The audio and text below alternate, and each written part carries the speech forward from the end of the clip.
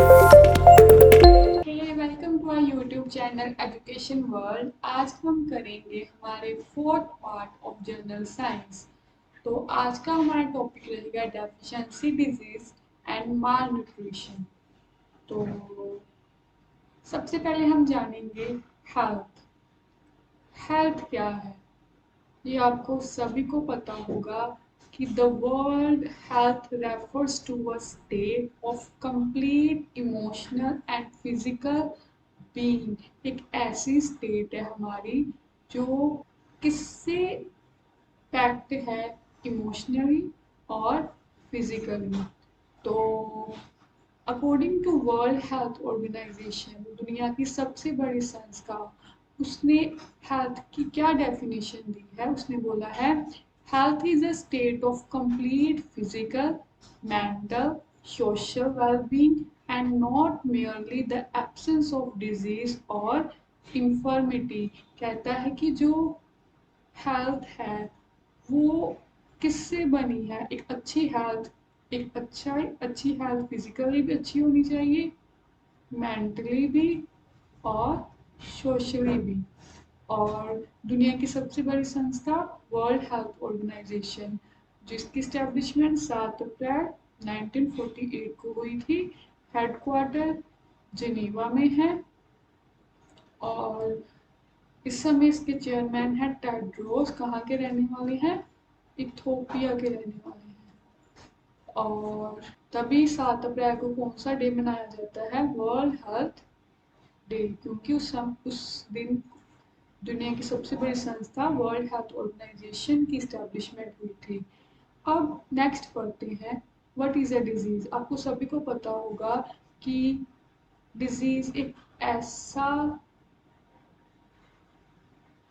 Condition है जो हमारी बॉडी को अफेक्ट करती है, चाहे और हमें उसके सिम्टम्स दिखाई देने लगते हैं। और कभी कभी कोई डिजीज़ हमारी कुछ बॉडी को अफेक्ट करती है और कभी कभी हमारी, और वही डिजीज जो पहले कुछ थोड़ी सी बॉडी पार्ट को डिजीज अफेक्ट करती है, फिर पूरे धीरे धीरे पूरे दूसरे पार्ट को अफेक्ट करने लगती है और फिर ऑटोमेटिकली पूरे पूरे बॉडी को अफेक्ट करती है। मतलब एक छोटी से बॉडी पार्ट से ये पूरे शरीर में फैल जाती है। तो किस दो प्रकार की डिजीज होती है, एक्यूट डिजीज। एक्यूट डिजीज मतलब कि जो अचानक हो जाए और कि थोड़ी देरों के लिए हो बस, और जस्ट थोड़ी देर के लिए हो और अचानक हो जाए, इसको क्या बोलते हैं, एक्यूट डिजीज। और क्रोनिक डिजीज होते हैं जो धीरे धीरे हमारी बॉडी को अफेक्ट करे लेकिन हमारी पूरे लाइफ टाइम के लिए हमें अफेक्ट हो। और आगे आती है डेफिशिएंसी डिजीज। डेफिशिएंसी का क्या मतलब होता है, डेफिशिएंसी का मतलब होता है कमी, कमियां। अगर a balance diet is extremely important for a good health. एक अच्छी हेल्थ के लिए हमारा बैलेंस डाइट बहुत ज़रूरी है। हमारा खाना, एक अच्छी डाइट हमारे लिए बहुत ज़रूरी है। Any imbalance in the diet में माइट लेड टू एक्सेस और इनएडिक्वेट इनटेक ऑफ सर्टेन न्यूट्रिएंट्स। अगर कोई भी इम्बैलेंस हो जाए हमारी डाइट में तो हमें न्यूट्रिएंट्स में जो हमारी बॉडी के लिए एसेंशियल है वो हमें नहीं मिलेंगे। तो डेफिशिएंसी डिजीज़ क्या होगी, वो डिजीज़ जो हमें किसी न्यूट्रिएंट ना मिलने की कमी से हो। तो simply it is defined as a disease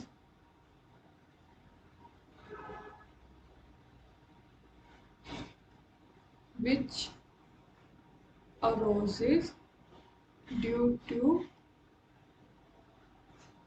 inefficiency of nutrition।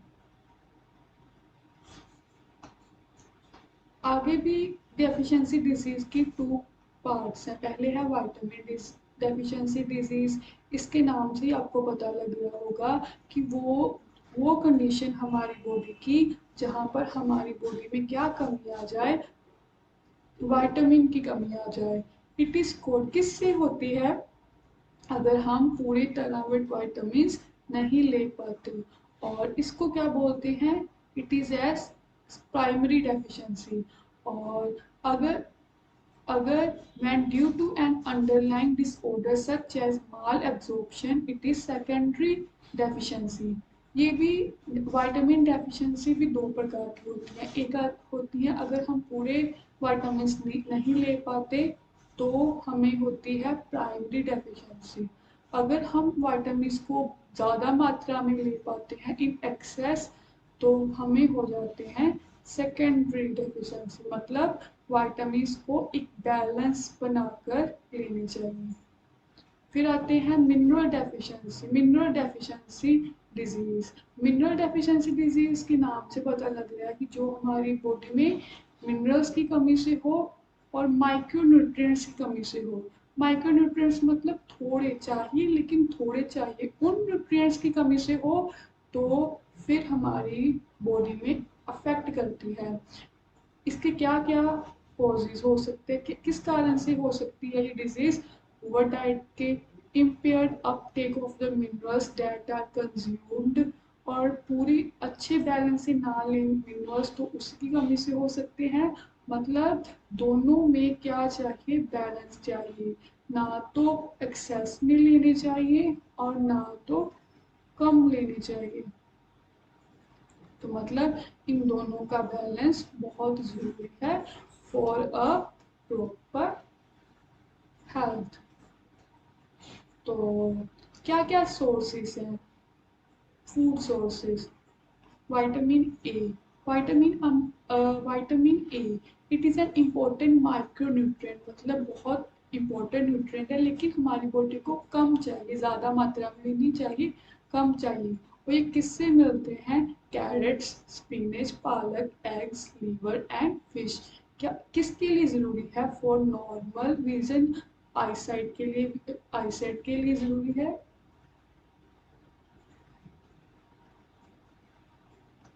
Reproduction growth के लिए ज़रूरी है। और हेल्दी इम्यून सिस्टम के लिए, हमारी बॉडी के लिए विटामिन ए बहुत ज़रूरी है। अब विटामिन बी। विटामिन बी भी कितने डिफरेंट टाइप्स के हो सकते हैं, जैसे B1, B2, B12 एक्सेट्रा। और इनकी डेफिशिएंसी किन पर डिपेंड करती है?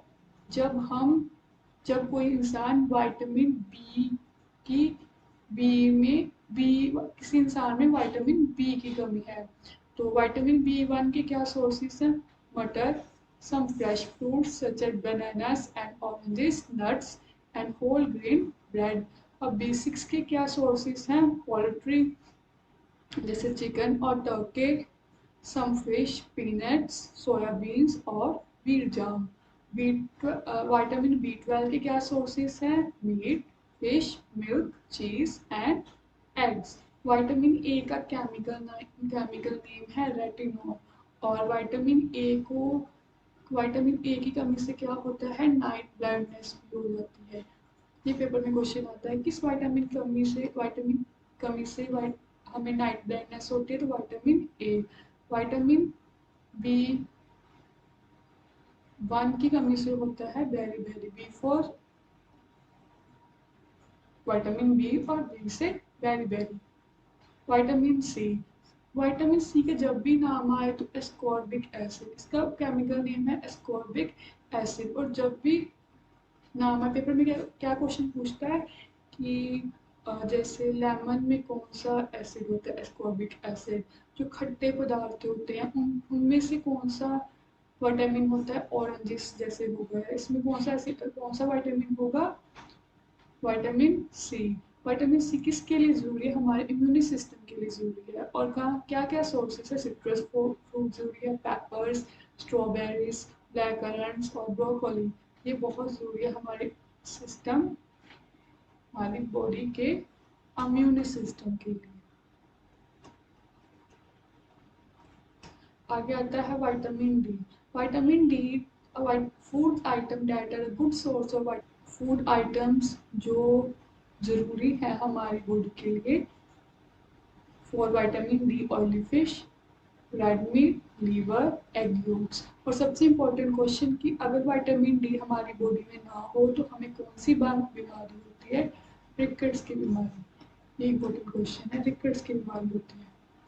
हमारा नेक्स्ट क्वेश्चन है, और विटामिन डी एक और चीज़ से मिलता है, सनलाइट। सनलाइट भी बहुत अच्छा सोर्स है for acquiring vitamin D.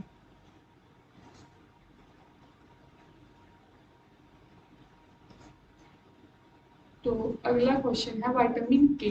Vitamin के से सबसे पहले इतना याद रखना कि ब्लड क्लोटिंग के लिए सबसे इम्पोर्टेंट कौन सा विटामिन है? विटामिन के।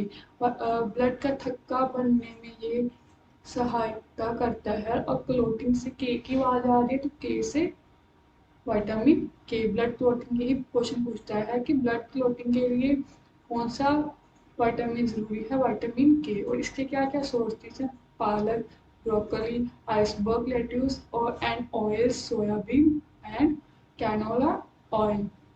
अब आता है iron. Lack of iron will result anaemia. सबसे इम्पोर्टेंट क्वेश्चन कि आयरन की कमी से हमें क्या कौन सी बीमारी हो सकती है? एनीमिया। और किसके लिए ज़रूरी है? हमारे रेड ब्लड सेल्स के लिए बहुत ज़रूरी है और ऑक्सीजन के लिए बहुत ज़रूरी है। तो क्या क्या सोर्सेज है? Beans and lentils, tofu, baked potatoes खाओ, cashews, dark green leafy vegetables such as spinach और फोर्टिफाइड ब्रेकफास्ट सीरियल्स। अब आता है आयोडीन। आयोडीन की क्या क्या सोर्सेस है? इस fish, iodised salt, dairy products और बाकी जो डेयरी प्रोडक्ट्स होते हैं उसमें। Prevention of deficiency disease. क्या कैसे हम इन कमियों से बच सकते हैं? तो ईट सिंपल, हल्का खाओ और eat food such as groundnut, soybean, pulses, ये सब खाओ। Overcooked and undercooked food loses it nutritional value. अगर आप किसी फूड को ज़्यादा ओवर कुक्ड कर देते हो और ज़्यादा कुक भी नहीं करते तो क्या होता है? उसकी न्यूट्रिशनल वैल्यू कम हो जाती है। इसलिए बैलेंस कर कर उसको पकाओ। Keeping cut vegetables and fruits for longer time also kills its nutritional value. अगर आप फ्रूट को ज़्यादा कट करके रख देते हो और ज़्यादा देर तक रख देते हो तो उसकी न्यूट्रिशनल वैल्यू भी कम हो जाती है, जिसकी वजह से डेफिशिएंसी हमें ये डेफिशिएंसी डिजीज से लड़ने के लिए नहीं सहायपूर्वक हो पाते। Fermentation and sprouting increase the nutritional value of food. और फर्मेंटेशन और स्प्राउटिंग भी हेल्प करता है हम किसी में भी न्यूट्रिशनल वैल्यू को फूड में न्यूट्रिशनल वैल्यू को इंक्रीज करने के लिए। तो छोटी सी वीडियो थी, आज का हमारा सेशन यहीं पर समाप्त हुआ। आई होप आपको पसंद आया होगा। Bye bye.